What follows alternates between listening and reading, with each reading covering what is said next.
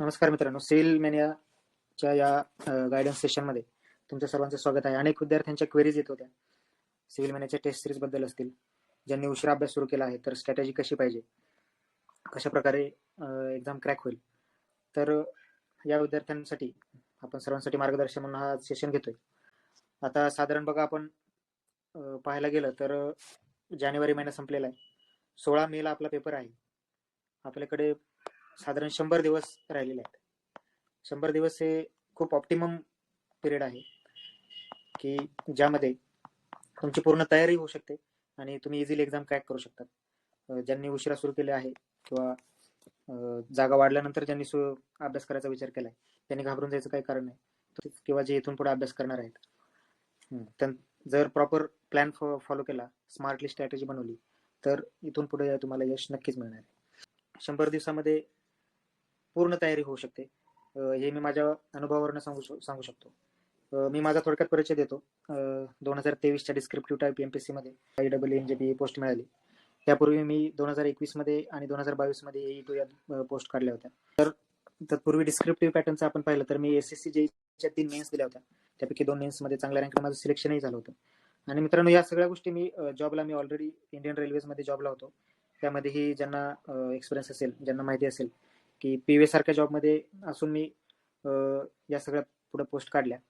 तर यामागे मी एकच कारण म्हणेल मित्रांनो, की स्मार्ट स्ट्रॅटेजी आणि तुमच्याकडे जो वेळ आहे त्याचं ऑप्टिमायझेशन आणि गोष्टींचा डोक्यामध्ये गुंतागुंत न करता सॉर्टेड आउट आपण जर राहिलो, तर 100% मित्रांनो यश मिळतं. तर मी या ठिकाणी माझ्या अनुभवावरून काही मुद्दे सांगण्याचा प्रयत्न करेन. विद्यार्थ्यांचा डाऊटही असतो की क्वेश्चनचा सिक्वेन्स कसा असावा. तर एमपीएससीनं क्लिअरली मेन्शन केलेला आहे इन्स्ट्रक्शन्समध्ये की तुम्ही समजा क्वेश्चन नंबर 1 सॉल्व्ह केला. क्वेश्चन नंबर 1 मध्ये जे तुमचे 7 उपप्रश्न आहेत, त्यापैकी तुम्हाला 5 सोडवायचे, तर त्याचा सिक्वेन्स तुम्ही कसाही सोडू शकता. म्हणजे ABCDच्या फॉर्मॅटमध्ये ते असतात. क्वेश्चन 1 मध्ये तुम्ही G सुरुवातीला सोडू शकता, A लास्टला सोडू शकता. त्यामध्ये फ्लेक्झिबिलिटी आहे. पण तुम्ही हे करू शकत नाही की क्वेश्चन A सुरू केला, क्वेश्चन A मधला तुम्ही क्वेश्चन A सोडवला आणि त्यानंतर डायरेक्ट तुम्हाला वाटलं की क्वेश्चन 2 घेऊया, तर लगेच खाली क्वेश्चन 2 मधला C सोडवला. तर हे एमपीएससी ग्राह्य धरणार नाही. तर तुमचा इथं क्वेश्चन चेक होणार नाही, हे लक्षात घ्या. तर म्हणजे जे सब क्वेश्चन्स आहेत ते एकाच ठिकाणी असणं गरजेचं आहे. हे काही महत्वाचे बेसिक नियम होते.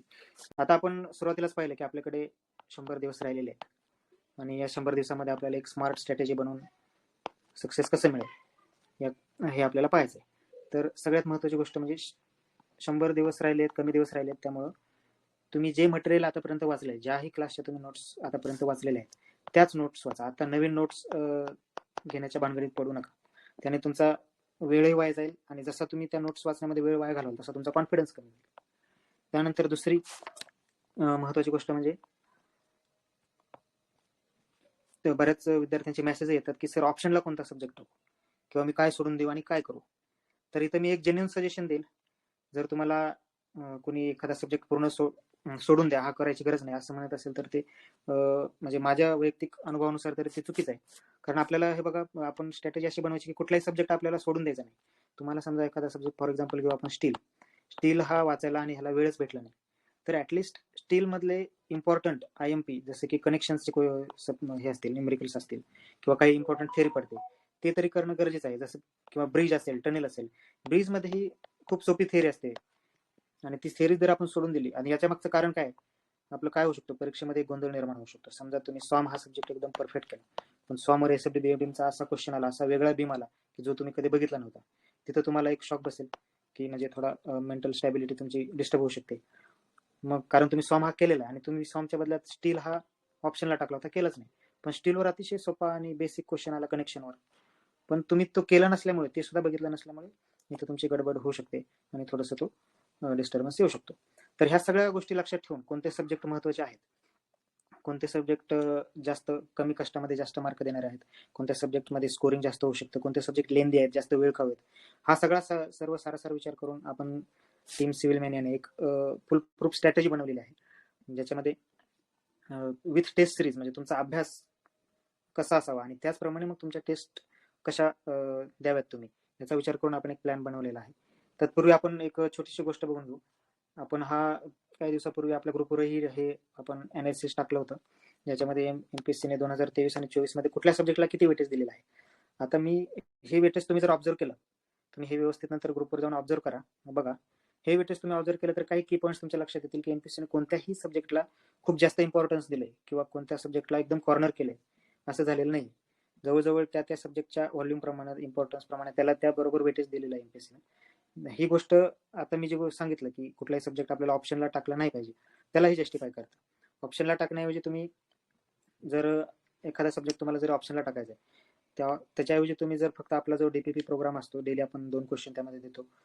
मग प्रत्येक सब्जेक्टचे साधारण 8 ते 10 किंवा मोठा सब्जेक्ट असेल तर 12 क्वेश्चन त्यामध्ये येतात, ज्यामध्ये आपण मॅक्सिमम कन्सेप्ट कव्हर करायचा प्रयत्न करत असतो.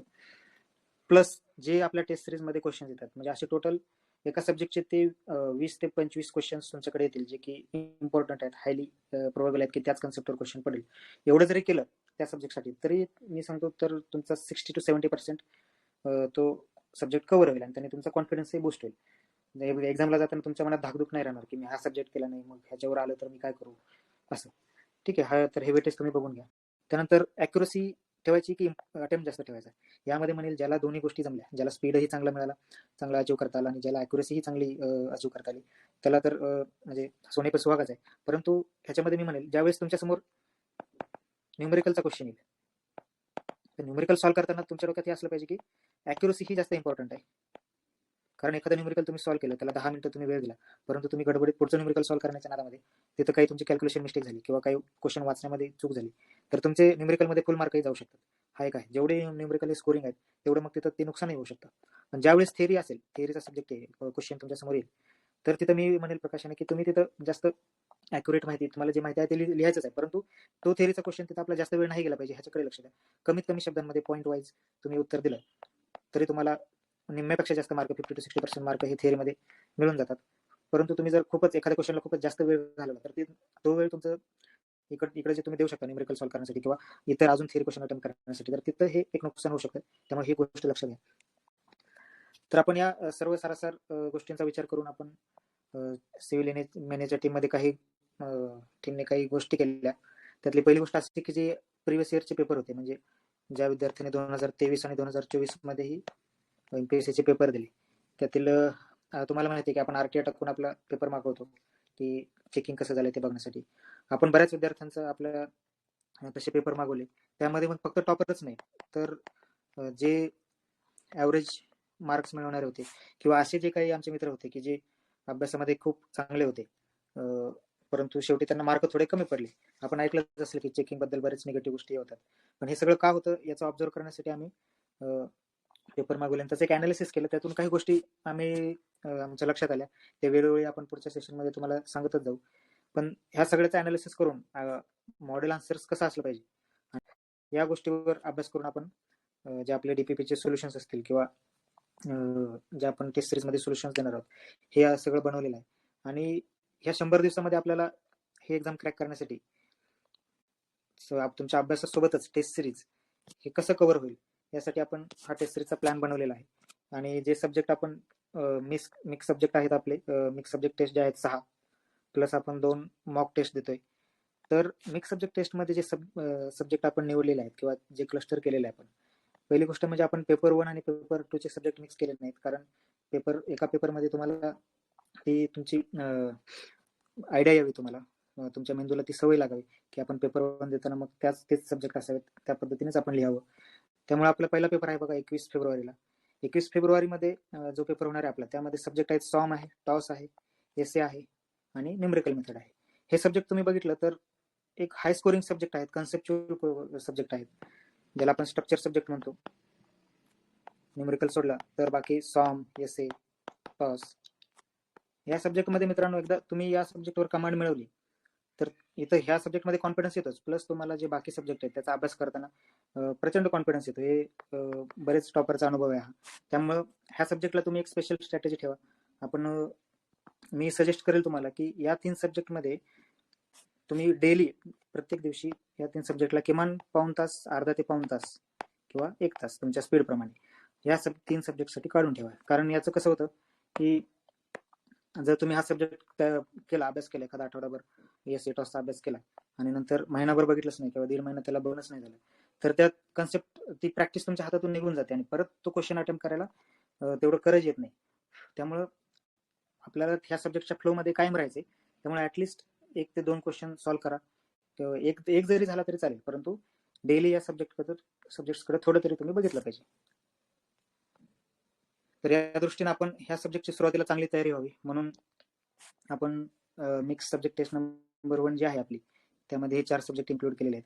त्यानंतर दुसऱ्या आठवड्याभराने आपली दुसरी टेस्ट आहे सर्वे, हायवे, इरिगेशन, हायड्रोलॉजी. आता हे पेपर 2 जे आहेत की पेपर 2च्या इतर विषयांपेक्षा हे जास्त मार्क्स देऊ शकतात, आणि यावर्षी तर थोडं प्रेडिक्ट करेल की यापैकीच एखाद्या सब्जेक्टवर न्यूमेरिकलही एमपीएससी टाकू शकतात, आणि पेपर 2चे न्यूमेरिकल हे फुल मार्क्स देऊन जाणारे न्यूमेरिकल असतात. आपण त्याची तयारी करून घेणार आहोत.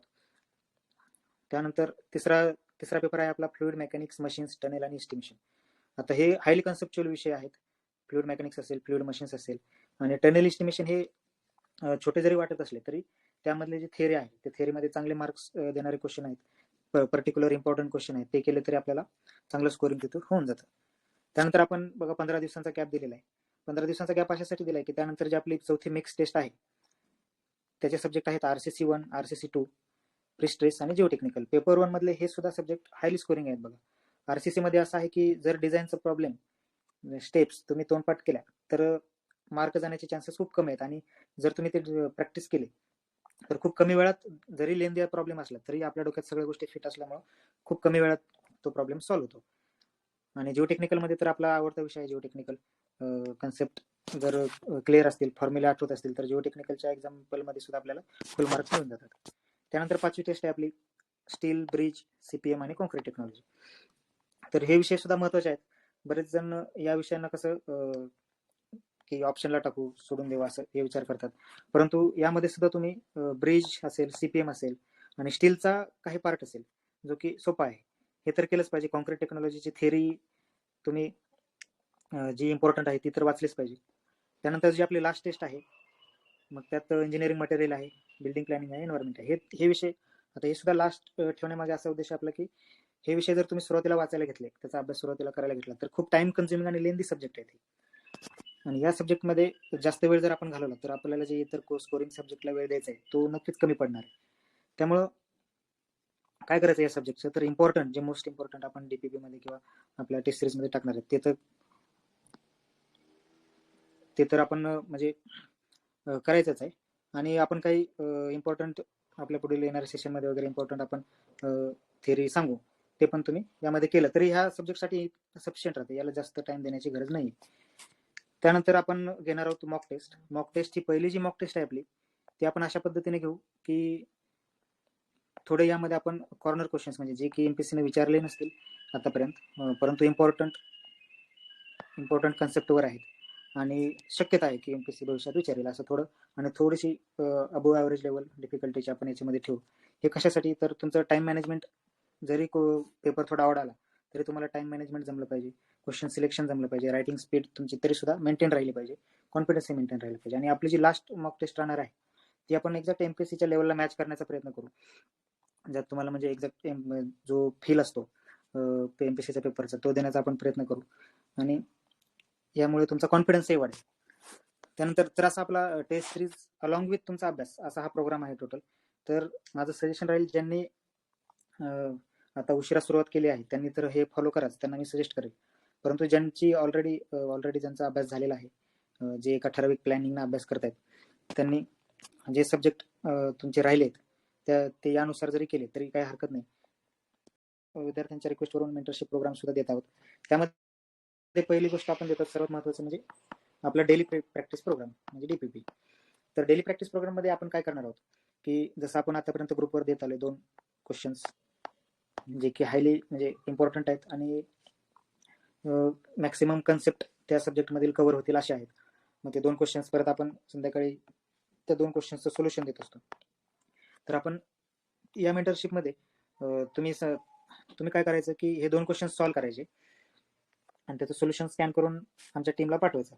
तर आपण काय करू की हे डेली चेकिंग होईल, डेली चेकिंग असं नाही होणार, परंतु त्याचं इव्हॅल्युएशन होईल. तुम्ही जे आन्सर लिहिता मग त्यामध्ये काय इम्प्रूव्हमेंट्स पाहिजेत, तुमचं प्रेझेंटेशन मध्ये कुठं कमी पडतंय का, मग तुमचं थिअरी रायटिंग मध्ये अजून कशी तुमची जी थिअरी रायटिंग आहे त्यामध्ये सुधारणा करण्यासाठी काय केलं पाहिजे, जास्तीत जास्त मार्क मिळवण्यासाठी काय केलं पाहिजे, असं इंडिव्हिज्युअल आपण प्रत्येक विद्यार्थ्याचं अनालिसिस करणार आहोत आणि त्याला त्याप्रमाणे सजेशन्स देणार आहोत. आणि यातून काय होईल तुमचं की डेली प्रॅक्टिस प्रोग्राम मधून आपण हेही करतोय की जी आपल्या समोर टेस्ट येणार आहेत, टेस्ट देण्यापूर्वीच आता बऱ्याच विद्यार्थ्यांचा कॉलेज आला होता मला की मी म्हणजे टेस्ट कुठली जॉईन केली असेल परंतु टेस्ट दिलेलं नाही, विद्यार्थ्यांनी टेस्ट जॉईनही केला परंतु टेस्ट न दिल्यामुळं हे न देण्याचं कारण काय आहे की कॉन्फिडन्स नाही याचं कारण एवढंच की डेली प्रॅक्टिस नाही, डेली फक्त रिडिंग केलेलं असते, आन्सर रायटिंगची प्रॅक्टिस नाही. त्यामुळे आपण हा पूर्ण विचार करून हे केलेलं आहे की टेस्ट पेपर येण्याआधी तुमचं त्या सब्जेक्टमध्ये कॉन्फिडन्स आला पाहिजे आणि तुम्हाला सजेशन दिले पाहिजेत, म्हणजे तुम्ही कॉन्फिडन्सनी टेस्ट द्या आणि फक्त टेस्ट सिरीज लावणं महत्वाचं नाही, ते देणंही महत्वाचं आहे मित्रांनो, लक्षात घ्या. त्यानंतर आपण पर्सनलाइज स्ट्रॅटेजी, मग या सगळ्यानुसार आपण प्रत्येक, आता पर्सनलाइज म्हणण्याचा उद्देश असाच की या परीक्षेमध्ये 2 प्रकारचे विद्यार्थी आहेत, एक फुल टायमर आहेत, एक वर्किंग आहे. की जे फुल टाइम अभ्यास करतात आणि जे वर्किंग आहेत त्यांनी आपल्या स्ट्रॅटेजीमध्ये काही फरक ठेवला पाहिजे. फुल टाइमसाठी सांगितलं होतं की फुल टाइमरनं त्यांना फोकस तर त्यांचा असणारच आहे, त्यांना डिस्टर्बन्स हा कमी आहे. वर्किंगवाल्यांचा जरा वेगळे इश्यू असतात. त्यानंतर काय करायचं फुल टाइम वाल्यांनी, तर तुमचा जो दिवस आहे तो न्यूमेरिकल्स आणि थेअरी या भागामध्ये डिवाइड करून घ्या. जर तुम्ही 8 तास अभ्यास करत असाल डेली तर 5 तास न्यूमेरिकलला द्या, 3 तास थेअरीला द्या. जास्तीत जास्त वेळ हा तुम्ही न्यूमेरिकलला द्या, कारण न्यूमेरिकल हे आपण मागे युट्यूबवर एक व्हिडिओ अपलोड केला होता आपला युट्यूब चॅनलवर सिव्हिल मॅनेजच्या. पेपर 1 जे चेकिंग झालं होतं त्याचं अनालिसिस, पेपर 1 मध्ये कुठं मार्क मिळाले, कुठं फुल मार्क मिळाले, कुठं चुका झाल्या आणि मार्क्स गेले, तर ते तुम्ही बघितलं तर न्यूमेरिकलचं महत्व तुम्हाला समजेल. त्यामुळे न्यूमेरिकलला थोडा जास्त टाइम द्या. त्यानंतर आता काय करा की 100 दिवस आपल्याकडे राहिले, 100 दिवस हा सफिशियंट जरी टाइम असला तरी जे खूप जास्त नाही, त्यामुळे सोशल मीडियापासून थोडंसं लांबच राहा जे फुल टाइमर आहेत. वर्किंगवाल्यांना मात्र थोडंसं वेगळं हे केलं पाहिजे की वर्किंगवाल्यांनी प्रयत्न केला पाहिजे की प्रत्येक दिवशी कनेक्ट हा राहिलाच पाहिजे. काही ना काही तुम्हाला 1 तास अर्धा तास जरी वेळ मिळाला तरी किमान पुस्तक उघडायला वेळ नाही मिळाला तर एखादा युट्यूबवर जाऊन लेक्चर ऐका कुठल्याही विषयाचं. तर त्यामुळे कनेक्ट राहणं हे खूप महत्वाचं आहे. नंतर तुम्ही ज्यावेळेस एक्झाम जवळ येईल त्यावेळेस 1 महिनाभराची सुट्टी वगैरे घेऊन तुम्ही करू शकता. नंतर टेक्नॉलॉजीचा वापर करा, म्हणजे जो आपले युट्यूबवर लेक्चर असतील किंवा टेलिग्राम चॅनलवर आपण जो सोल्युशन्स वगैरे टाकतो ते तुम्ही बघत राहा. नंतर आपण आपल्या जो मेंटरशिप प्रोग्राम असणार आहे, आपल्या मेंटरशिप प्रोग्राम मध्ये आपण तुम्हाला जो वर्किंग मधून जो टाइम अवेलेबल असणार आहे त्यानुसार तुम्ही कसा अभ्यास केला पाहिजे. तर मी थोडं माझ्या उदाहरणावरून सांगेल की 2023ला ज्यावेळेस मेन्सची मी तयारी करत होतो त्यावेळेस मी ऍक्च्युली RRB JEE मध्ये पीव्ही सारख्या डिपार्टमेंटमध्ये काम करत होतो, जिथे ज्यांना माहित असेल, ज्यांना कल्पना असेल त्यांना समजेलच की किती कमी वेळ मिळतो अभ्यासाला. आणि मी फुल टाइम अभ्यास हा फक्त शेवटचे 25 ते 30 दिवस केलेला होता. तर मी हेच केलं की ज्यावेळेस मी वर्किंग म्हणजे कामाला असेल, ऑफिसमध्ये असेल, जिथे वेळ मिळेल तिथं लेक्चर्स ऐकणं, जे विषय आपल्याला थोडे कठीण जातात त्याचे लेक्चर ऐकत बसणं. त्यानंतर मोबाईलवर जे आपल्या नोट्स आहेत, शॉर्ट नोट्स ही माझ्या सगळ्यांनी स्कॅन करून ठेवल्या होत्या. जर थोडी शांतता आपल्याला मिळाली दिवसभर कुठे तर त्या नोट्सवर नजर मारत राहणे आणि सकाळी संध्याकाळी थोडं तास 1.5 तास सकाळी एका विषयाचे क्वेश्चन्स तर संध्याकाळी दुसऱ्या विषयाचे, असं कंटिन्यू करून त्या वेळेमध्ये मी काही विषय कव्हर केले होते. तर हा फायदा राहतो, वर्किंग वाल्यांसाठी माझं स्पेशल सजेशन राहील. त्यानंतर आपण थोडं आपल्या शेड्यूलकडे येऊ. तर या शेड्यूलनुसार तुम्ही काय करा, ज्यांचा पूर्ण अभ्यास झालेला आहे आतापर्यंत त्यांनी ॲज अ रिव्हिजन म्हणून यानुसार तुम्ही हे करू शकता आणि रिव्हिजन करू शकता आणि त्याच सोबत टेस्ट देऊन तुमचा कॉन्फिडन्सही बूस्ट करू शकता. त्यानंतर आपल्या मेंटरशिप बॅचचे जे विद्यार्थी असतील त्यांना आपण गायडन्स सेशनही देणार आहोत. आपण 2024चे रँक 1 निखिल सरांचा गायडन्स सेशन यापूर्वी घेतला होता आणि वेळोवेळी आपल्याला निखिल सरांचे मार्गदर्शन राहील. तसेच आपण टॉपर्सचे जे सब्जेक्ट एक्सपर्ट आहेत, आपल्या सिव्हिल मॅन्या टीमला एक जोडले गेलेले गोयल सर आहेत, जे की ज्यांनी की अनअकॅडमीमध्ये ESC बॅचला टीचिंग केल्याचा एक्सपिरियन्स आहे त्यांना. तर विद्यार्थी मित्रांनो हे लक्षात घ्या, पॉझिटिव्ह राहणं खूप गरजेचं आहे. खूप साऱ्या गोष्टी केल्या आणि जास्त अभ्यास केला म्हणजे सिलेक्शन होतं असं नाही. शेवटी हा नॉलेज मिळवण्याचा गेम नाहीये, हे तुम्ही सिलेक्ट होताय की नाही हेच इम्पॉर्टंट आहे, आउटपुट. आता तुम्ही जर नॉलेज म्हणून जास्त वाचत बसाल तर थोडंसं तुमचा टाइम जाईल त्यामध्ये आणि थोडं नुकसान होईल. त्यामुळं एक सॉर्ट आउट राहा तुमच्या डोक्यामध्ये सगळा ज्या इतर गोष्टी आहेत त्या काढून एक सॉर्ट आउट राहा, एक साधी सिंपल स्ट्रॅटेजी जशी आपण बनवलेली आहे, जशी आपण बनवलेली आहे त्याप्रमाणे तुम्ही गेलात तरी चालेल. तुमची स्वतःची स्ट्रॅटेजी बनवली असेल तर त्याप्रमाणे ती फॉलो करा तुम्ही. अल्टिमेटली आपलं सिलेक्शन होणंही महत्वाचं आहे आणि आपला उद्देश तेच आहे, जास्तीत जास्त इझी वेने सिलेक्शन झालं पाहिजे. जास्त गोष्टी मेसअप करण्यापेक्षा एक सरळ साधा प्लॅन बनवून ते आपण फॉलो केलं की सक्सेस हे मिळतच. आणि हे मी माझ्या अनुभवावरही सांगेल की 2018ला मी पासआउट झालो होतो. 2021ला एमटेक झालं माझं. तर त्यानंतर मी लगेच रेल्वेमध्ये जॉबला लागलो आणि पण अभ्यास कंटिन्यू ठेवला. एक स्ट्रॅटेजी राहिली कायम. ज्यावेळेस परीक्षेची डेटही नव्हती त्यावेळेस सुद्धा रोज थोडा थोडा अभ्यास करण्याची एक स्ट्रॅटेजी मी ठेवली. त्याचा मला पुढे जाऊन फायदा झाला. जास्त म्हणजे जास्त अति मेहनत मला घेण्याची गरज पडली नाही पुढच्या कुठल्या एक्झामला. तर तुम्हालाही सजेशन राहील की तुम्ही हे फॉलो करा. आणि जर काही तुम्हाला डाऊट्स असतील टेस्ट सिरीज बद्दल तर आपलं टेलिग्राम हँडल तुम्हाला दिलेलं आहे, मेंटर 2025 MES. त्याचप्रमाणे व्हॉट्सअपचा नंबर दिलेला आहे, तुम्ही व्हॉट्सअप कॉल करूनही आपल्या टेस्ट सिरीज मेंटरशिप विषयी तुमचे काही डाऊट्स असतील ते विचारू शकता. ठीक आहे, तर मित्रांनो बेस्ट ऑफ लक. तुमची तयारी चालू ठेवा. तुमचं सिलेक्शन कसं होईल यावरच आपण सिव्हिल महिन्याची टीम वर्क करत आहे. ठीक आहे, तुम्ही या सेशनला उपस्थित राहिलात आणि सेशन ऐकून घेतला त्याबद्दल धन्यवाद.